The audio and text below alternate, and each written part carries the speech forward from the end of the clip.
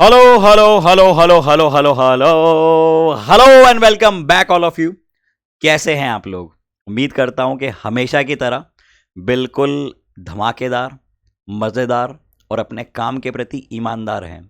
तो आइए करते हैं आज के सेशन की शुरुआत। लेकिन आज के सेशन में जाने के पहले 1 मिनट का समय मैं चाहूँगा, क्योंकि एक ऐसा डिस्कशन करना है जो रेगुलरली हम लोग नहीं कर पाते हैं। रोज़ इतनी सारी चीज़ें होती हैं, इतना सारा हमको पढ़ना पढ़ाना होता है कि ये बातें नहीं हो पाती हैं। तो 1 मिनट का समय हम लेंगे। एक छोटा सा डिस्कशन है। बात ऐसी है कि जब भी बहुत लंबे समय तक कोई स्टूडेंट पढ़ाई करता है या कोई इवन कोई एथलीट बहुत लंबे समय तक अगर खेल रहा है, और या कोई मशीनरी है जो बहुत लंबे समय से यूज़ में आ रही है, तो उसमें कई सारी चीज़ें ऐसी हैं जो कलेक्ट हो जाती हैं, जो उसकी एफिशिएंसी को रिड्यूस कर सकती हैं। क्या मतलब है? मतलब एक प्रैक्टिकल एग्जांपल से समझाऊं तो जैसे ये बॉटल है, ये बॉटल है, ठीक है, कॉपर की बॉटल है, और इसके ऊपर कई बार क्या होता है ना, एक लेयर कलेक्ट हो जाती है। एटमॉस्फेरिक डस्ट, डर्ट, इन सब की वजह से एक ब्लैकिश लेयर कलेक्ट हो जाती है। तो अगर इस कॉपर की बॉटल पे यूज करने के कारण एक लेयर जम गई है और ये उतनी शाइन नहीं कर रही है, तो इस बॉटल को ऐसा समझना चाहिए क्या कि अब वो वर्थ नहीं है? क्या इस बॉटल को ये मान लेना चाहिए कि उसकी अब कोई बखत ही नहीं बची? क्या इस बॉटल को ये मान लेना चाहिए कि अब उसकी प्राइस डिग्रेड हो गई? नहीं। चाहे एक लेयर कलेक्ट भी हो जाए तो भी वो है कॉपर ही, प्लास्टिक नहीं बनेगी। बात समझना। और आप लोग तो हीरा हो, हीरा, you are pure gold, diamond. आपके अंदर भी, आपके ऊपर भी इस सराउंडिंग के कारण अननोइंगली एक नेगेटिविटी की लेयर कलेक्ट हो जाती है। आपको क्या करना है? आप सराउंडिंग को बदल नहीं सकते हो। आप ऐसा कुछ नहीं कर सकते कि वो नेगेटिविटी की लेयर ना आए। आप सिर्फ उस लेयर को हटा सकते हो और आप फिर शाइन करने लग जाओगे। ठीक है? तो एक बहुत काम की, बहुत बड़ी बात बता रहा हूं। हमेशा ये बातें हम कर नहीं पाते हैं। समझदार को इशारा काफ़ी, जो समझना चाहेगा वो समझ जाएगा इस बात को। ठीक है? अपनी वैल्यू आपको पता होनी चाहिए। आप किसी के कहने पे कॉपर से प्लास्टिक नहीं बन जाओगे। आप किसी और के थॉट प्रोसेस की वजह से डायमंड से सिल्वर नहीं बन जाओगे। ठीक है? हाँ, और एक छोटी सी टेक्निकल पॉइंट मैं आपको और बता रहा हूं, शायद आपने अभी तक नहीं किया हो, लेकिन एवरी डे रात को मैं बोल रहा हूं, मान लो जब भी आप सोते हो, बिफोर स्लीपिंग, ओके, 10 से 15 मिनट का समय निकाल के एक थर्ड आई की तरह खुद को एनालाइज करो। Analyse your self, your day. Analyse your day, ये करो। मैं स्ट्रांगली रिकमेंड करूंगा कि आप ऐसा करें। हर रात को सोने के पहले 10 से 15 मिनट का समय निकाल के बस देखो कि मान लो मेरा नाम राहुल है, ठीक है, या राजीव है, शुभम है, तानिया है, कोई भी आप अपना अपना नाम इमेजिन करो और खुद को, यार तुम इतने बजे उठे, इतने बजे उठना चाहिए था, इस समय इस काम में तुमने इतनी टाइम लगा दिया, इतनी देर में हो जाना चाहिए था। ये खुद से बोलो। कोई और बोलेगा तो बुरा लगेगा। खुद को एनालाइज करो और सोने के पहले ये सोचो कि कल मैं इससे बेहतर दिन बिताऊंगा। बस यही लाइफ है। यही यही मंत्र बता रहा हूं तुमको मैं सक्सेस का। जिस जो समझ लेगा उसका फायदा हो जाएगा। अप्लाई करना है अब इस बात को। ठीक है? तो चलिए अब आते हैं कॉन्सेप्ट पे, आते हैं सब्जेक्ट पे। क्या बातें करनी है आज हमको? हमको बातें करनी है magnetic dipole moment, moving coil galvanometer, और इसके बेसिस पे कुछ न्यूमेरिकल्स हम देखेंगे। ये हमारा 7वां सेशन है। 8th सेशन में डेडिकेटेडली हमने लिए हैं न्यूमेरिकल्स। ठीक है? तो कोई भी ये ना सोचे कि हमारी क्लास में नंबर ऑफ क्वेश्चंस कम हुए हैं या ज़्यादा हुए हैं। बहुत क्वेश्चंस होंगे। 8 सेशन सेपरेटली सिर्फ न्यूमेरिकल्स में यहाँ पे सॉल्व करूंगा, A to Z जितना मैग्नेटिज्म पढ़ा है उस पर। ठीक है? चलिए अब बातें बढ़ाते हैं आगे। तो पहला कॉन्सेप्ट आपके सामने आ रहा है डाइपोल मोमेंट का। डाइपोल मोमेंट, अब आपको याद होगा इलेक्ट्रिक डाइपोल मोमेंट। याद है किसी को इलेक्ट्रिक डाइपोल मोमेंट? बिल्कुल उसी तरह से हम लोग बात करेंगे मैग्नेटिक डाइपोल मोमेंट की। सर क्या होता था इलेक्ट्रिक डाइपोल मोमेंट? यार इलेक्ट्रिक डाइपोल मोमेंट तो होता था कि दो चार्जेस किसी सेपरेशन पे ले जाके रख दिए, दो चार्जेस किसी सेपरेशन पे रख दिए। लेमन लैंग्वेज में कहूं बिल्कुल तो मैग्नेटिक डाइपोल मोमेंट में क्या होगा, मैं हो सकता है कि दो मैग्नेट ले जाके रख रहा हूं, नहीं नहीं नहीं नहीं नहीं नहीं, नहीं। लेकिन मैग्नेट में और चार्ज में एक फंडामेंटल डिफरेंस होता है कि मैग्नेट जो होता है ना वो बाय डिफॉल्ट अपने आप में उसमें दो पोलैरिटीज होती हैं, नॉर्थ और साउथ। ओ हाँ, इंडिविजुअल नॉर्थ या इंडिविजुअल साउथ तो मिलता ही नहीं ना हमको कभी, नहीं। तो ये जो मैग्नेट है इसके पास अपनी अपनी पोलैरिटीज हैं जो किसी सेपरेशन पे, सोचना बस, अभी मैं कुछ बोल नहीं रहा हूं, मैं चाह रहा हूं कि तुम सोचो, तुम्हारे आउटपुट्स निकले। एक एक चार्ज का सिस्टम जिसमें एक नेगेटिव और एक पॉजिटिव चार्ज कुछ सेपरेशन पे रखा हुआ है, क्या ये सिस्टम और ये सिस्टम कुछ हद तक आपको एक जैसे लग रहे हैं? बिल्कुल लग रहे हैं, और ये हैं एक जैसे। यहां पे हम डिफाइन करते हैं इलेक्ट्रिक डाइपोल मोमेंट, जिसको हम कहते हैं पी वेक्टर, जो होता है चार्ज, या तो और स्पेसिफिकली कहूं तो magnitude of charge into separation, और इसकी डायरेक्शन होती है along this direction r cap, from negative to positive. ये बातें कब बताई सर आपने? बेटा पहले चैप्टर में बताई, इलेक्ट्रोस्टैटिक्स में बताई ना, बिल्कुल बताई। अब हम लोग क्या कह रहे हैं, हम लोग मैग्नेट की बात कर रहे हैं। तो मैग्नेट में हमको इतना मालूम है कि जो मैग्नेट होता है उसमें बाय डिफॉल्ट दो पोलैरिटीज होती हैं, नॉर्थ और साउथ।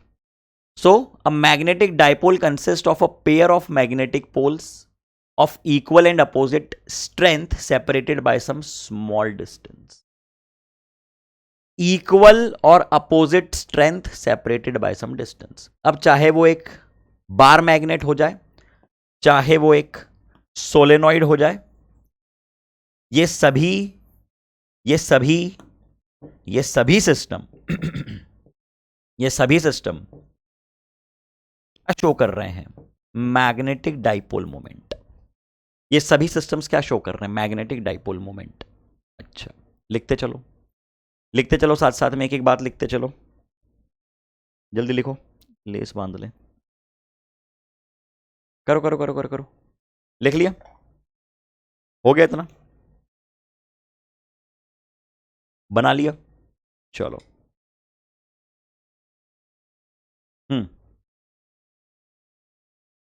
अब अगर मैं एक मैग्नेट को देखूं, बार मैग्नेट को, तो ये आपके सामने मैंने एक रिप्रेजेंटेशन बताया है बार मैग्नेट का। हाईलाइट करते हैं बातों को। ये रहा एक बार मैग्नेट, ये रहा एक बार मैग्नेट, ठीक है। बार मैग्नेट के पास अपनी दो पोलैरिटीज हैं, ये रहा नॉर्थ पोल, ये रहा साउथ पोल, सेपरेटेड है कुछ डिस्टेंस से। अब जैसे आप एक चार्ज को रिप्रेजेंट करते थे Q से, उसे ही तरह से आप एक मैग्नेट के पोल की स्ट्रेंथ को रिप्रेजेंट करेंगे स्मॉल m से, ठीक है। ये डायग्राम बनाओ, मैं चाहूंगा कि आप ये डायग्राम बनाएं साथ साथ में भी, अभी बनाएं, मैं बता रहा हूं कौन सी चीज क्या रिप्रेजेंट कर रही है, बनाइए।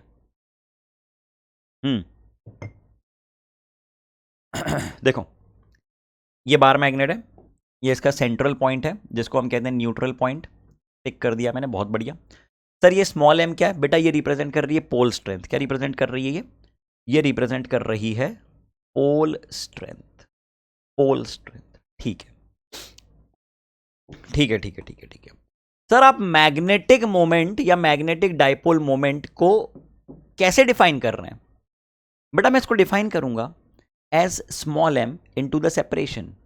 जिस तरह से हमने डिफाइन किया था चार्ज इनटू सेपरेशन, वैसे ही pole strength into separation, pole strength into separation, pole strength into separation, ये बन गया मैग्नेटिक डाइपोल मोमेंट, ये बन गया मैग्नेटिक डाइपोल मोमेंट।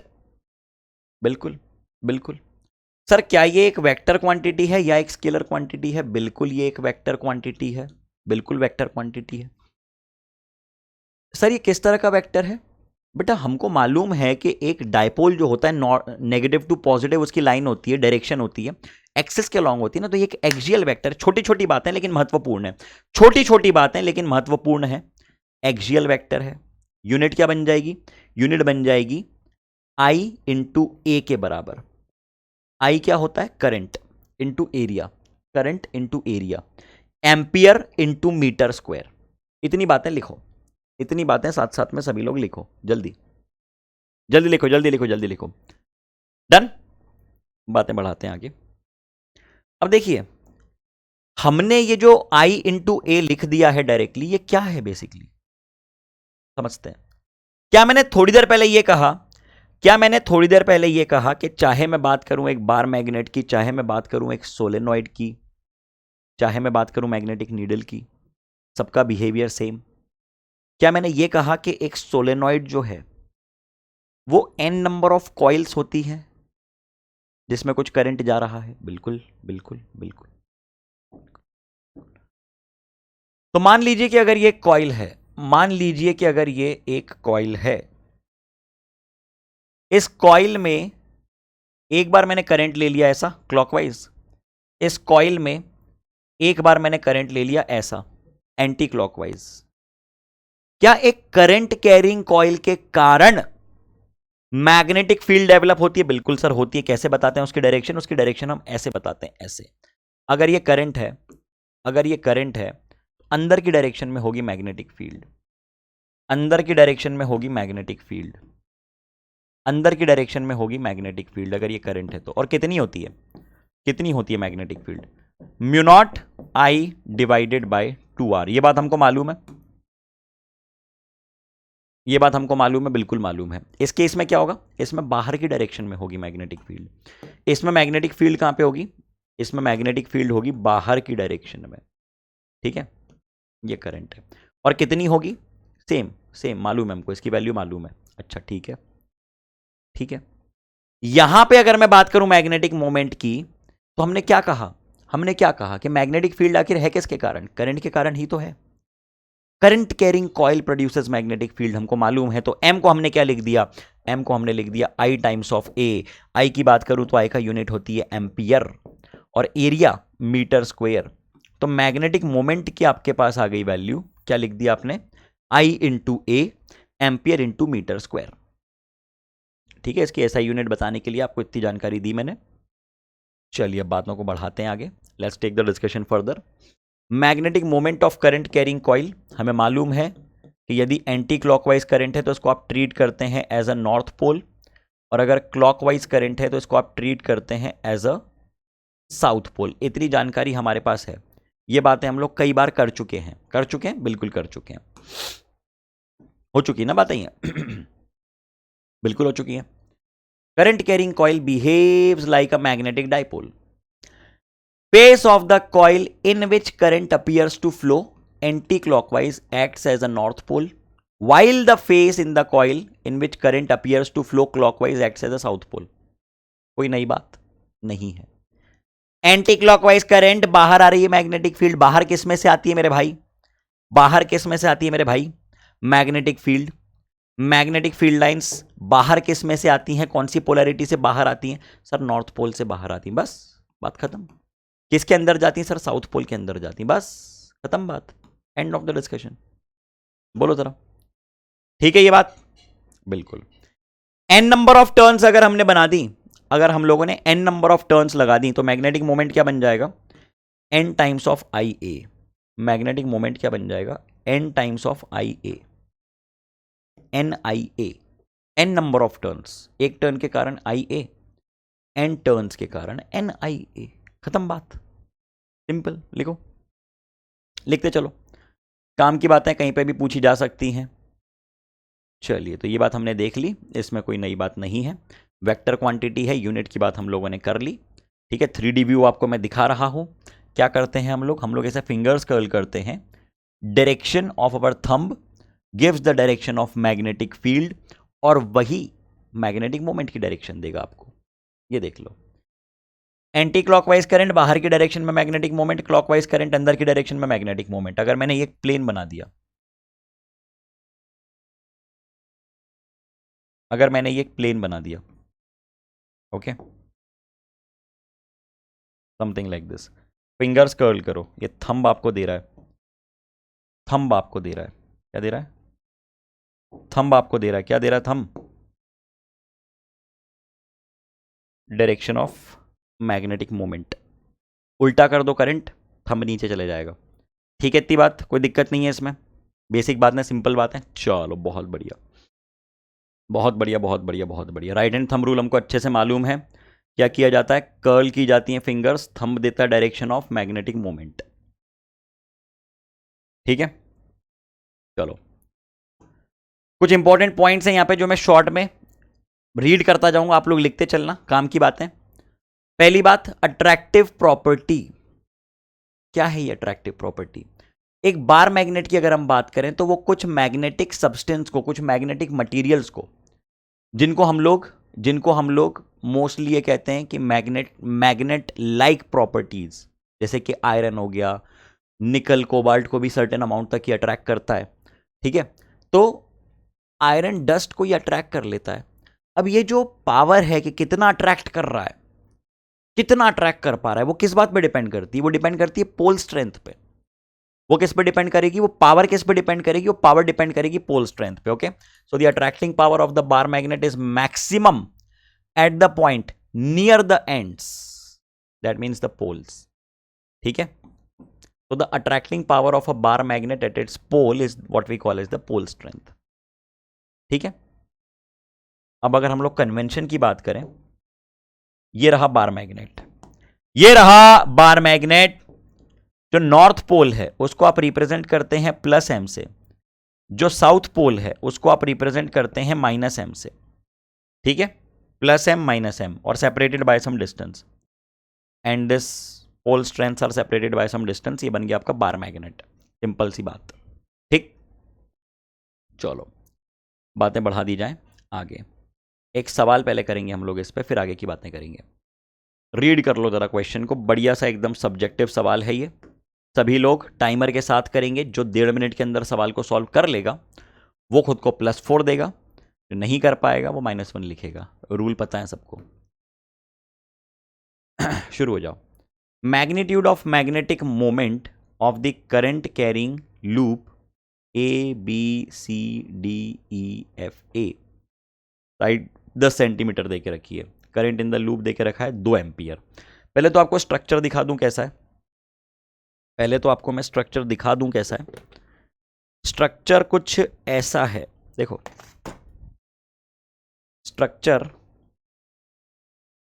कुछ ऐसा है। तो भाई ऐसा है स्ट्रक्चर, ऐसा लाइक दिस, ऐसा है आपका स्ट्रक्चर, समथिंग लाइक दिस। ये है structure.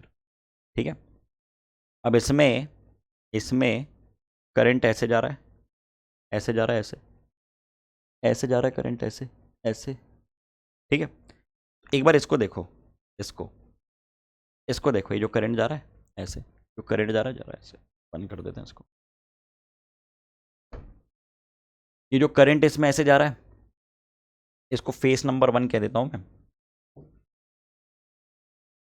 Face number 1, face number 2। Okay, face number 1। अब इस फेस को अगर आप देखें, जिसका नाम है BCDEB, तो ये करंट की डायरेक्शन क्या है? करंट की डायरेक्शन है क्लॉकवाइज। तो इस करंट की डायरेक्शन के कारण मैग्नेटिक मोमेंट कहां पे होगा? मैग्नेटिक मोमेंट अंदर होगा, मैग्नेटिक मोमेंट अंदर होगा, अंदर M। और दूसरी जो आपने बनाई है, ये दूसरा जो फेस आपने दिखाया है, this is B, this is B C D E, और दूसरा फेस जो आपने बनाया है वो क्या है?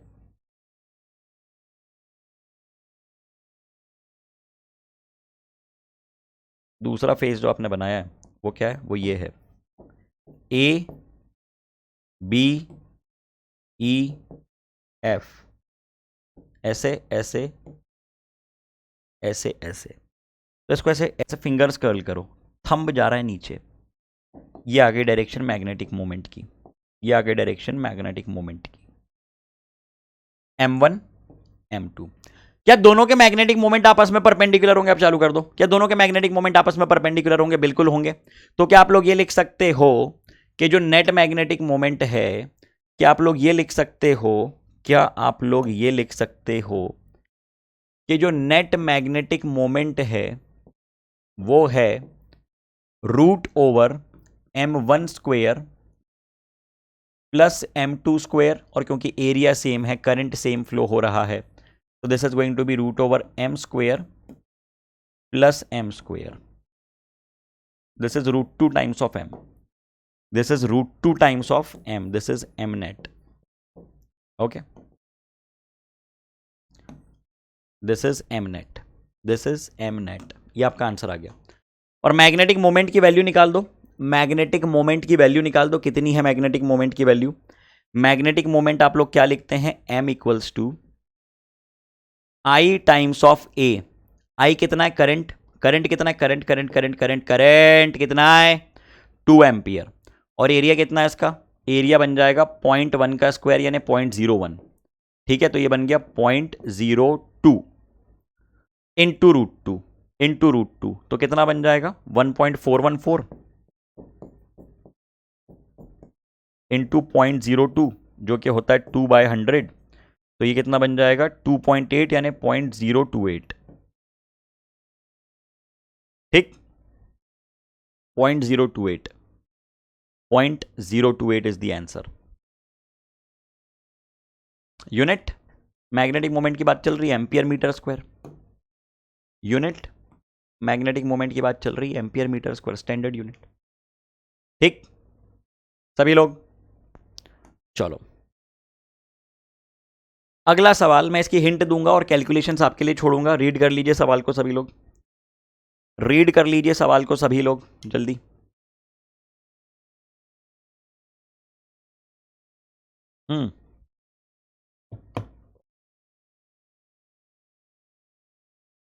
The wire loop PQRSP formed by joining two semicircular wires of radius R1 and R2 carrying a current I. बड़ी अच्छी बात है. What is the magnetic induction at the center O and the magnetic moment of the loop in case 1 and 2. अब देखो बढ़िया सवाल है ये, बढ़िया सवाल है ना. एक एक केस को समझते हैं, बड़े प्यार से समझेंगे.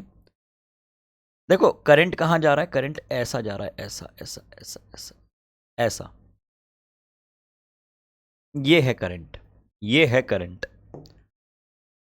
ये है करंट. ठीक है, RS SP PQ QR. बहुत बढ़िया. तो यदि मैं बाहर वाले लूप की बात करूं, S से लेकर P तक की बात करूं, अगर मैं यदि मैं बाहर वाले लूप की बात करूं S to P, यदि मैं बाहर वाले लूप की बात करूं फ्रॉम S to P, तो ये है करंट. और इसके कारण, इस लूप के कारण मैग्नेटिक फील्ड, मैग्नेटिक मोमेंट कहां होगा? अंदर होगा. कहां होगा? अंदर होगा. बिल्कुल, बहुत बढ़िया. दूसरी लूप जो मैंने बनाई S से लेकर R, सॉरी Q से लेकर R, Q से लेकर R के लिए जो करंट है, करंट तो सेम है ना. ये Q है, ये R है, लेकिन इतने हिस्से के कारण मैग्नेटिक मोमेंट बाहर. और ये इन दोनों के कारण तो कुछ है ही नहीं. ये PQ, ये तो कुछ नहीं, चिंटू चिंटू है, तो इनके कारण कुछ भी नहीं है. अरे इनके कारण कुछ नहीं है यार, कुछ नहीं इनके कारण. PQ और RS के कारण कुछ भी, कोई मैग्नेटिक मोमेंट नहीं है. क्यों? क्यों? रीजन, रीजन, रीजन क्या है? सेगमेंट है ये, जो कि अलोंग द डायरेक्शन ऑफ, नहीं समझे? अगर ये एक वायर है, इस पॉइंट पे जाके तुम खड़े हो गए, तो क्या आप लोग along the direction of current जाके खड़े हो गए? बिल्कुल हो गए. तो क्या इस पॉइंट पे कोई मैग्नेटिक फील्ड होगी? बिल्कुल नहीं होगी. बायो-सावर्ट लॉ याद है? IDL cross R. तो क्या करंट और R की डायरेक्शन सेम है? तो क्या एंगल 0, तो मैग्नेटिक फील्ड 0. यहां पे बिल्कुल सही बात. तो हमको सिर्फ इन दोनों की चर्चा करनी है, इन दोनों की चिंता करनी है. और दूसरे केस में 1 और 2 इनकी चिंता करनी है. पहले केस में ऊपर वाले के कारण मैग्नेटिक मोमेंट अंदर, नीचे वाले के कारण मैग्नेटिक मोमेंट बाहर. दूसरे केस में ऊपर वाले के कारण अंदर, नीचे वाले के कारण भी अंदर. तो इस केस में अगर मैं इसको 1 और इसको 2 कहता हूं, अगर मैं इसको 1 और इसको 2 कहता हूं, तो B बन जाएगा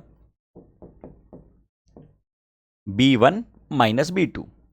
और अगर मैं इसको 1 और इसको 2 कहता हूं तो इस केस में B बन जाएगा B1 प्लस B2। सिंपल करना है इसको, ठीक है। और B की वैल्यू आपको मालूम है, मैग्नेटिक फील्ड आपको मालूम है। ओ सॉरी, मैग्नेटिक मोमेंट लिखना था, मैंने मैग्नेटिक फील्ड लिख दिया। I am really sorry. Directly magnetic moment लिखते हैं। हाँ वैसे बी लिखना भी गलत नहीं है, मैग्नेटिक फील्ड के लिए भी बात सही है, लेकिन हमको मैग्नेटिक मोमेंट की बात करनी है ना, इसने मैग्नेटिक मोमेंट बोला है, तो डायरेक्टली क्या बन जाएगा,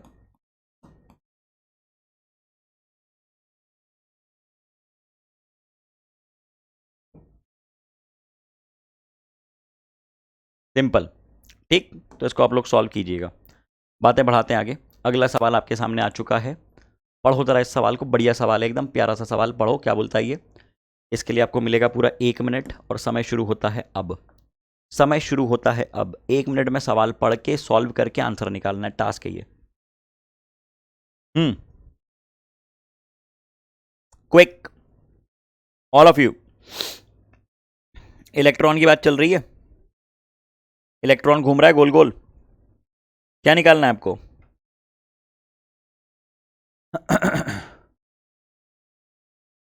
हम्म, चलिए बातें बढ़ाते हैं आगे। सवाल क्या कह रहा है? सवाल कह रहा है कि if an electron is revolving in a circular orbit of radius 0.5 angstrom. करते रहो आप लोग, ठीक है। मैं टाइमर हटा रहा हूं थोड़ी देर के लिए, 20 सेकंड और हैं आपके पास, आप लोग करते रहो। इलेक्ट्रॉन रिवॉल्व कर रहा है एक रेडियस, एक ऑर्बिट में जिसका रेडियस देके रखा है आपको 0.5 ampere, angstrom, sorry not ampere, with velocity of this much meter per second. Magnetic dipole moment of revolution of revolving electron is, magnetic dipole moment होता है I times of A। Magnetic dipole moment होता है I times of A। I क्या होता है? Current. Current होता है Q by T into area A, ठीक है। आपको रेडियस देके रखी हुई है, क्यों? रेडियस तो आपको देके रखा है ना, कितना देके रखा है रेडियस? रेडियस कितना देके रखा है? 0.5 एंगस्ट्रॉम, यानी 0.5 इंटू 10⁻⁻10, यानी 5 इंटू 10⁻⁻11। ये आपको रेडियस देके रखा हुआ है। आप लोग एरिया निकाल सकते हो, कितना बन जाएगा एरिया? एरिया बन जाएगा pi times of r square. Area बन जाएगा pi times of r square. बहुत बढ़िया, बहुत शानदार। आपके पास वैल्यू आ गई मैग्नेटिक मोमेंट की, आ गई ना एक तरह से। कितनी आई? कैलकुलेट करो, कैलकुलेट करो। सर हमको तो जो है करंट वगैरह दिया नहीं है, आपने लिख दिया ये चार्ज अपॉन टाइम, ठीक है, इतनी बात तो ठीक है। लेकिन सर ये टाइम पीरियड कहाँ से निकाले हम लोग? ये तो पता ही नहीं हमको, ना टाइम पीरियड पता है ना फ्रीक्वेंसी पता है। इसको हम लोग ऐसे भी लिख सकते हैं ना, करंट को I equal to q by t, I equal to q by t, तो 1/t को आप लोग फ्रीक्वेंसी लिख सकते हैं। लेकिन सर हमको तो फ्रीक्वेंसी भी नहीं दी है, हमको तो फ्रीक्वेंसी भी नहीं दे के रखी है। अब क्या करें? क्यों, क्या करना चाहिए ऐसे केस में, बोलो सभी लोग। तो रखा आप लोगों ने डेटा, क्या बन रहा है ये बन जाएगा मैग्नेटिक मोमेंट का formula m equals to q दे के रखी है आपको E, ठीक है। 1/t को थोड़ी देर के लिए हम लोग फ्रीक्वेंसी लिख देते हैं, इंटू एरिया, एरिया को आपने रख दिया पाई आर स्क्वेयर। बहुत बढ़िया, ठीक। क्या टाइम पीरियड का फॉर्मूला हमको मालूम है? T equals to 2πr divided by v। तो क्या यहां से हम लोग टाइम पीरियड या फ्रीक्वेंसी की वैल्यू निकाल सकते हैं? क्योंकि वेलोसिटी आपको देके रखी हुई है, रेडियस आपको देके रखा हुआ है। डेटा सब्सटीट्यूट कीजिए, आंसर निकालिए। आंसर मैच होना चाहिए ए। जिसका ए आंसर मैच हो रहा है वो लोग कमेंट सेक्शन में बताना। ओके, चलिए अगला सवाल। Read the question, read the question. क्या कह रहा है ये सवाल, पढ़ो जरा।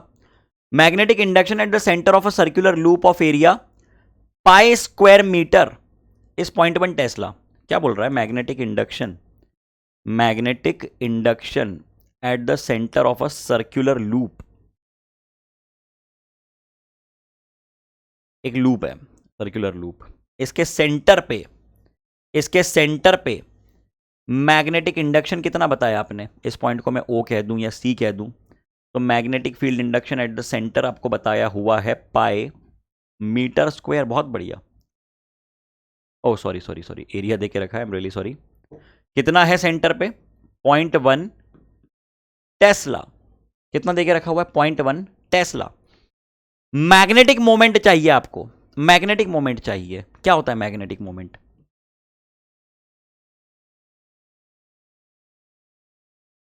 ये होता है सर, ये होता है। अच्छा ठीक है, ये तो ये होता है। तो सर हमको तो करंट की वैल्यू ही नहीं दी है, तो गलत सवाल है, रॉन्ग क्वेश्चन दे दिया आपने सर। अब क्या करें? अब थोड़ा सा दिमाग लगाएंगे। मैग्नेटिक फील्ड की वैल्यू हमको मालूम है mu not I divided by 2r। बहुत बढ़िया, मालूम है ना, mu not I divided by 2r। तो आई कितना बन जाएगा? आई बन जाएगा b into 2r divided by mu naught. ये बन जाएगा करंट, ये बन जाएगा current b into 2r divided by mu naught. तो यहां पे वैल्यू उठा के रख देते हैं मैग्नेटिक मोमेंट की जगह पे 2br by mu naught into area. Area आपको कितना देके रखा हुआ है? एरिया आपको देके रखा हुआ है पाई स्क्वायर मीटर। एरिया आपको देके रखा हुआ है पाई स्क्वायर मीटर। अब रेडियस वगैरह की बात आपको नहीं की है, तो खैर वो आप लोग कमेंट कर सकते हैं रेडियस पे डायरेक्टली, हम लोग लिख देंगे। जस्ट अ सेकेंड, एक्सप्रेशन एक बार फिर से चेक कर लें। b बन गया, m बन गया, i इंटू ए, आई को लिख दिया 2br divided by mu naught. बिल्कुल, बहुत बढ़िया बहुत बढ़िया बहुत बढ़िया, रख दिया उठा के हमने, रख दिया उठा के हमने, है ना। और उसके बाद हमने क्या किया? उसके बाद हमने वैल्यू उठा के रख दी। बहुत शानदार बहुत शानदार बहुत शानदार। एरिया होता है पाई आर स्क्वायर, एरिया होता है पाई आर स्क्वायर। तो यहां से आप लोग वैल्यू रख सकते हैं आर की उठा के, कितनी? R square equal to pi by a, r square equal to pi by a. ठीक है, क्या आंसर मैच हो रहा है? क्या आंसर मैच हो रहा है?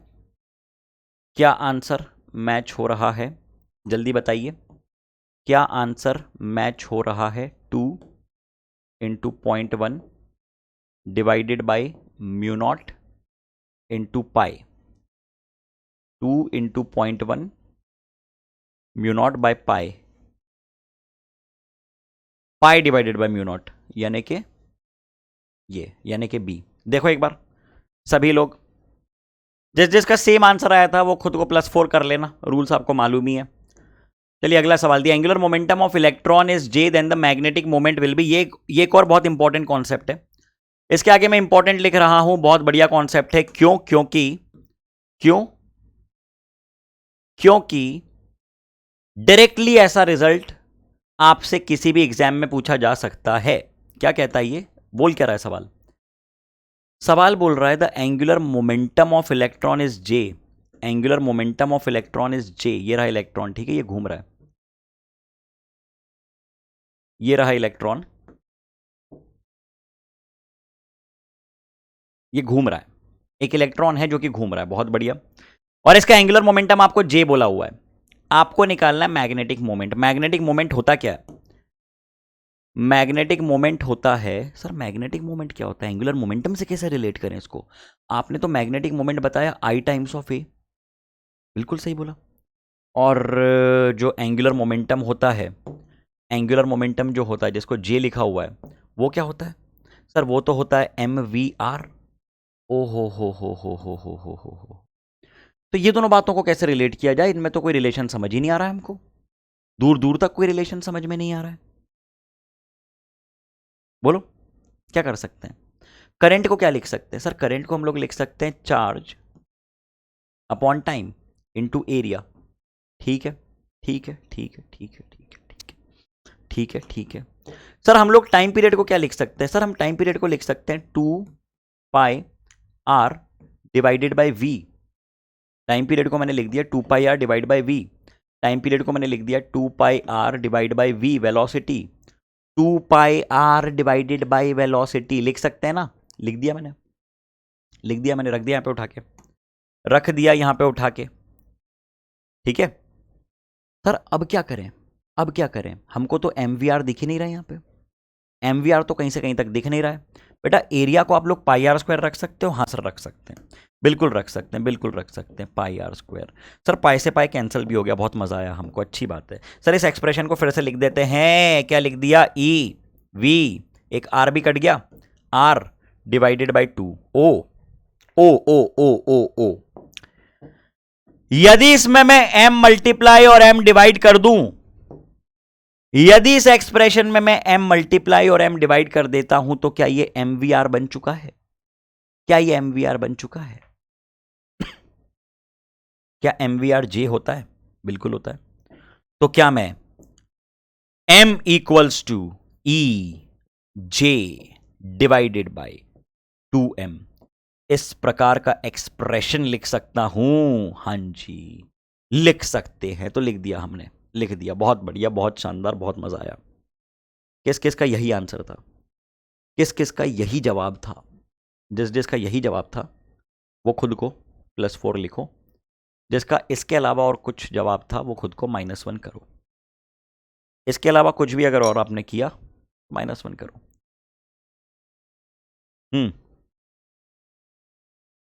क्विक।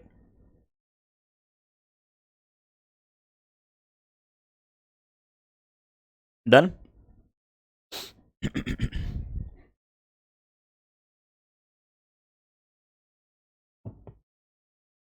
हम्म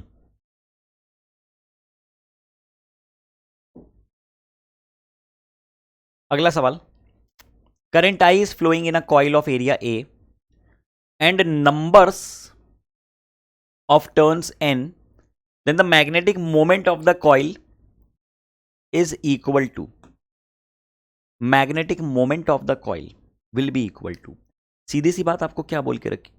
क्या हो गया इसको भाई? हाँ, अरे अरे अरे अरे अरे,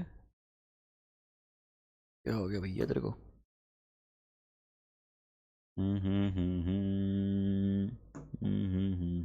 यस, चलो कोई बात नहीं, बड़े बड़े शहरों में छोटी छोटी बातें कई बार हो जाती हैं।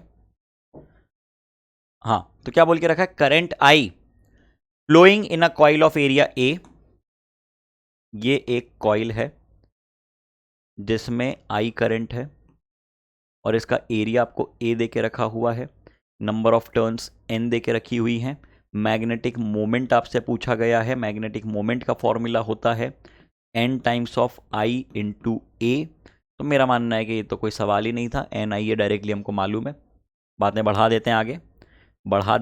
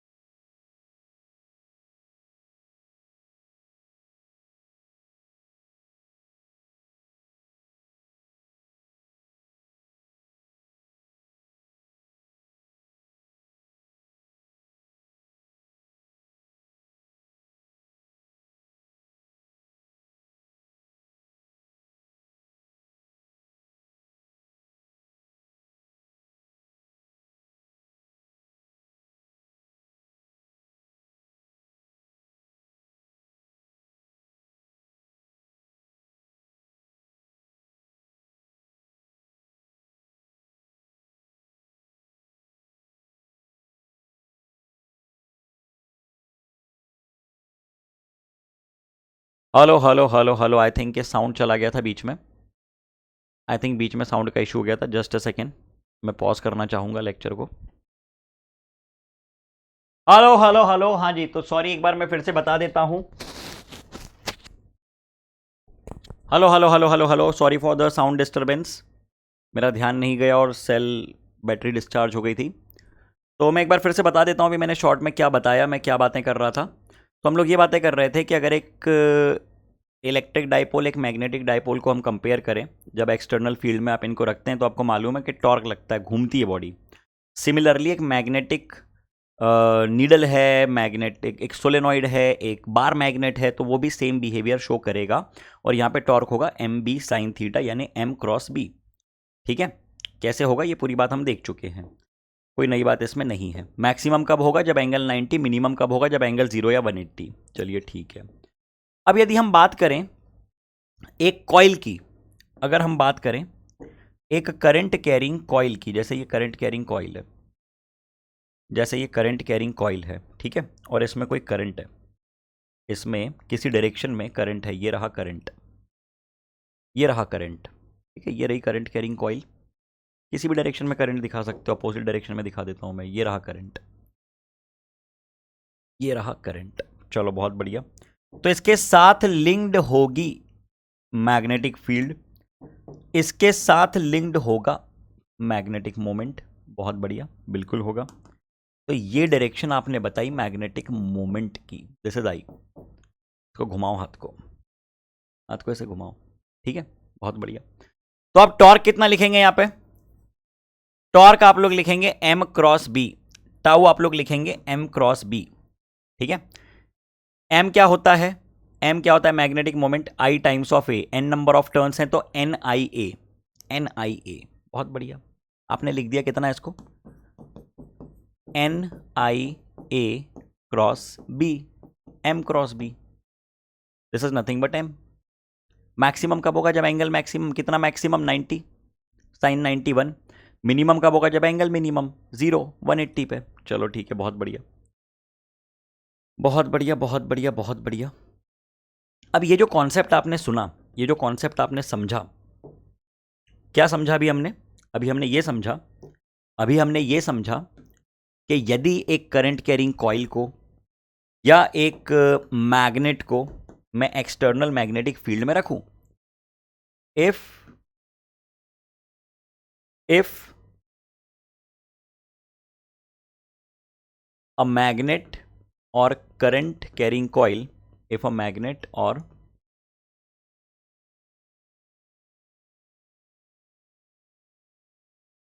Carrying coil, okay, is placed, ये क्या टकरा रहा है, धागा टकरा रहा है।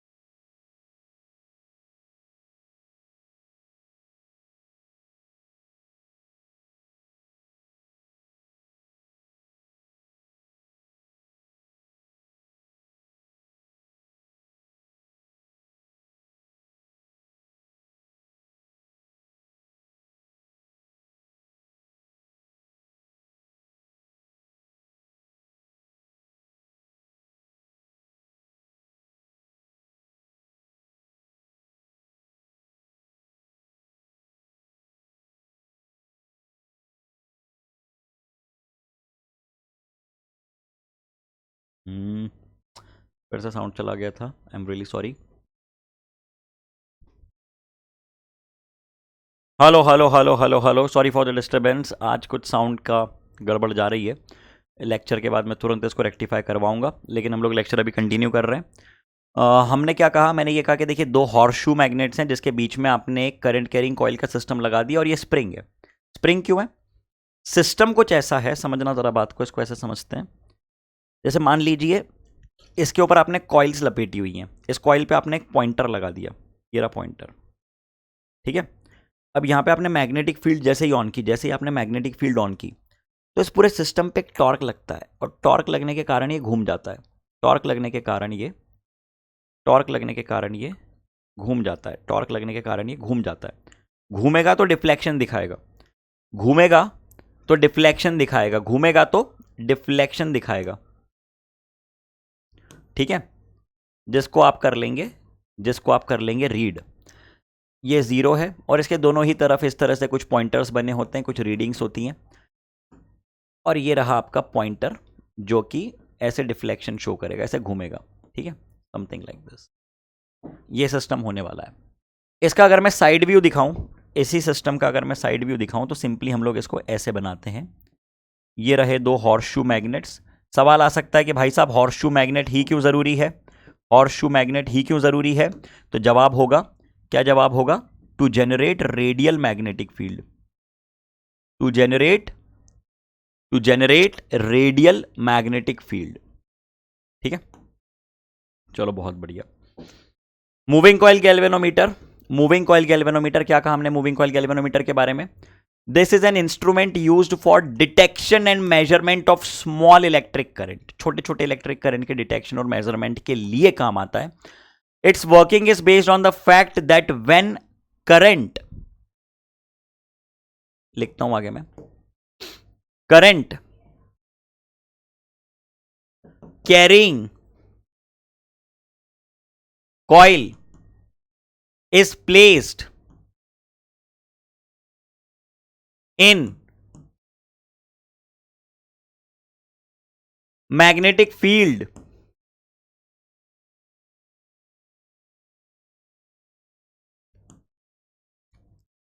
it experiences a torque, ठीक है। बाकी बातें हमको मालूम है।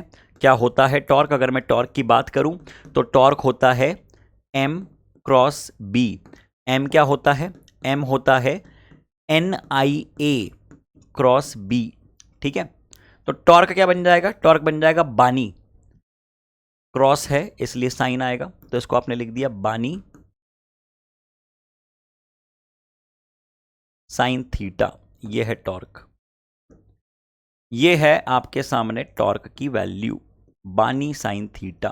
This is the value of torque, ठीक है, बानी साइन थीटा। ये देख लीजिए सिस्टम, ठीक ठीक ठीक ठीक ठीक ठीक। चलिए, तो यहां से हम लोग डिस्कशन कंटिन्यू करेंगे अगले सेशन में, जिसमें मैं आपको कुछ न्यूमेरिकल्स भी करवाने वाला हूं। साउंड इशू के कारण मैं इस लेक्चर को आगे कंटिन्यू नहीं कर रहा हूं अभी, क्योंकि 2 बार अभी साउंड इशू हो गया, तो पहले मैं उसको रेक्टिफाई करवाऊंगा, और इसके बाद इन दी 8th सेशन हम लोग कंटिन्यू करेंगे numericals and moving coil galvanometer, MCG moving coil. इसकी कुछ छोटी छोटी बातें बची हैं, वोल्टेज सेंसिटिविटी, करंट सेंसिटिविटी, वो मैं बताऊंगा अगले सेशन में, ठीक।